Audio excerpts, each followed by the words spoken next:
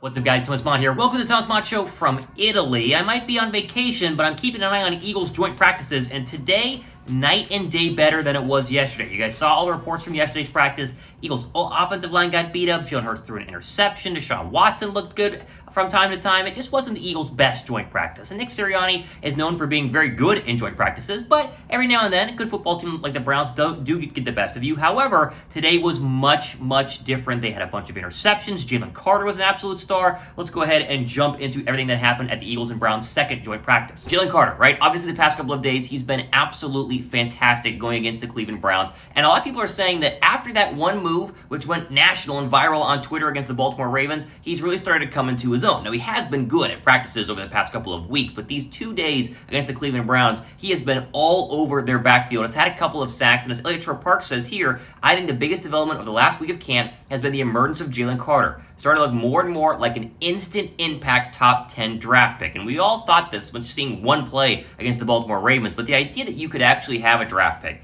coming off a team that was a Super Bowl caliber roster, have an instant mega impact on one of the most important position groups, the defensive line, the entire NFL, is extremely exciting. I mean, some of the numbers here, Nolan Smith, Jalen Carter, Sidney Brown, all got sacks with the first team defense. And then, of course, the overall stats for Jalen Carter, 2 sacks, a fumble recovery against the Cleveland Browns. As the word on the bird says here, he's going to be a star. So at least in terms of the good from the joint practices with the Cleveland Browns, you are seeing that Nolan Smith did have a good impact. He did have a sack of Deshaun Watson, and obviously Jalen Carter, 2 sacks and a fumble recovery. It does, again, seem like day one, you're going to get a guy who not only is going to have an impact for Philadelphia, but might impact the league to the tune of Defensive Rookie of the Year. You guys agree? Let me know down below in the comments section. Oh, one other thing on Jalen Carter. He shoved Browns 2-time first-team All-Pro and 5-time Pro Bowler Joe Bitonio on his back during an 11-on-11 rep. We don't have any video of that, unfortunately. But, again, Jalen Carter making a massive impact so far, not only against the Browns, but at Eagles training camp the past couple of weeks. Now, one interesting bad note here that we haven't found any more reporting on as of right now, and that is the injury status of Haason Reddick. It's not a hamstring. According to Tim McManus, the Eagles ESPN reporter, he's out with a thumb injury. Sounds like he could be sidelined for a bit, but not expected to miss regular season time. So it's like, okay, a bit is longer than just day to day. Is this a serious thumb injury? Then he's just going to club it up and then tape it and then get back out there. Unsure on the Reddick situation. This is the only update I was able to find after much searching. My assumption is if it was a lot worse, we'd probably have more reporting on this, but he might be out for maybe a little extended period of training camp, and my guess will not play against the Browns in their preseason opener.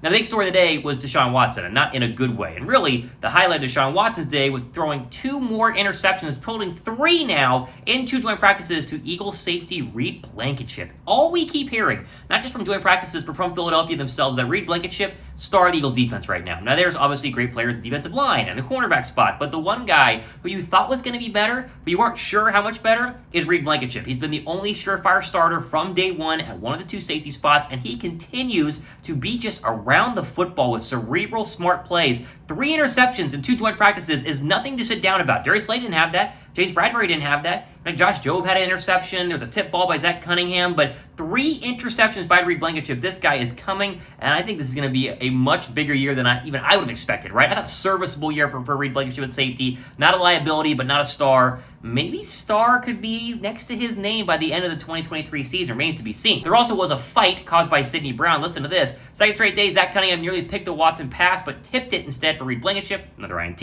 Brown, that's Sidney Brown, got lit up on the return, and Cleveland didn't like that. Big scrum formed, and players had to be separated. Brown was lit up by Sidney Brown, according to other reports, and that was a good block there by Sidney, and to all reports saying the Browns were not happy about that, but what are you going to do? It happens. After that, the Eagles were yelling at the Browns, get your butt off the field, we own this field, and so on and so forth. And so Sidney Brown, again, getting some more first-team reps, starting to kind of really start to run, I think, with Reed Blakenship there, and that combination could be very scary if Brown is able to elevate himself and win that first-team starting job, which, again, is still an if, and a big if, but still a possibility for, technically, the Philadelphia Eagles and that defense. So in the Day 2 report from Elliott Parks, here's the verdict. Quote, ended up being a blowout. After a lackluster Day 1, the Eagles were the better team on Day 2 when it mattered most. The Browns didn't play poorly and actually started good. The Eagles were just better. Eagles defense, offensive lines both won their matchups after the offensive line struggled on Day 1.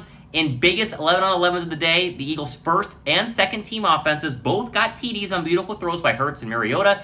Both first and second team defenses got INTs. Coaches should be very encouraged with this performance. Verdict, Eagles win. Sirianni and Hurts are now 7-2 in joint practices. And he mentions that final 11-on-11. This was kind of like the last 11-on-11 of the entire second day of joint practices. And it was go get a touchdown, Eagle offense. They marched on the field, they scored. And the ensuing Browns drive, that was one of the Reed Blakenship's interceptions, the final Reed Blakenship interception to go ahead and end the day. So very, very exciting stuff there to see what Philadelphia has been able to do. They've been getting after it. They seemingly had a bad first day. They bounced back from it very, very well and showcased why many people believe they're one of the best teams in the National Football League, because Cleveland's going to be good. I mean, Cleveland's going to be a very good football team, but I think when they match up against Philadelphia, as we will see with a lot of other teams, is just more dominant on more different, or on all the different parts of the defensive and offensive line, and especially at the quarterback and the skill positions. That seems to be a mega, mega difference for Philadelphia. Now, after practices, a pretty cool video here from E-Rock. He went ahead and posted this one. This is Lane Johnson working with one of the young Brown pass rushers on a little bit of help and advice. I mean, come on, this is some friendly stuff here. And obviously, Lane understands only time you're going to see the Cleveland Browns this year is if you play them in the Super Bowl, so giving him a little bit of tips here and there is not a problem at all. But a cool video from practice nonetheless. You do love to see this sort of thing, and the camaraderie between these two football teams, even though they're rivals on the practice field, they go ahead and make up and have some fun afterwards. And then, how about this video? You talk about one-on-ones being fun to watch yesterday. How about Devonta Smith versus Denzel Ward on the curl? This is what makes Devonta Smith so darn dangerous. This play right here, that, running like you're running it deep out, stopping, curling back, and then creating some serious separation. I mean, that's 3 or 4 yards right there on a very, very good corner. Now, it is one-on-ones. You saw a lot of other one-on-one videos. Doesn't mean that, you're necessarily going to dominate every single rep, but it's fun to see those reps nonetheless, and fun to see Philadelphia getting after it here versus the Browns at a little bit of joint practices. Now, plenty of stuff is going to happen over the next couple of days and weeks. I'll be here to cover it as best I can. I know you guys are going to say, Thomas, you're taking a vacation, have some days off, but I mean, come on, I really like doing this, and obviously there are plenty of things to go ahead and talk about. So when big stuff happens,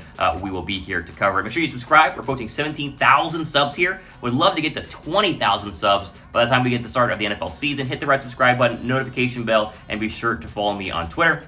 I'm Thomas Mott from Italy. Underneath this little, what is this, a staircase heading up to the loft bedroom. This has been the Thomas Mott Show.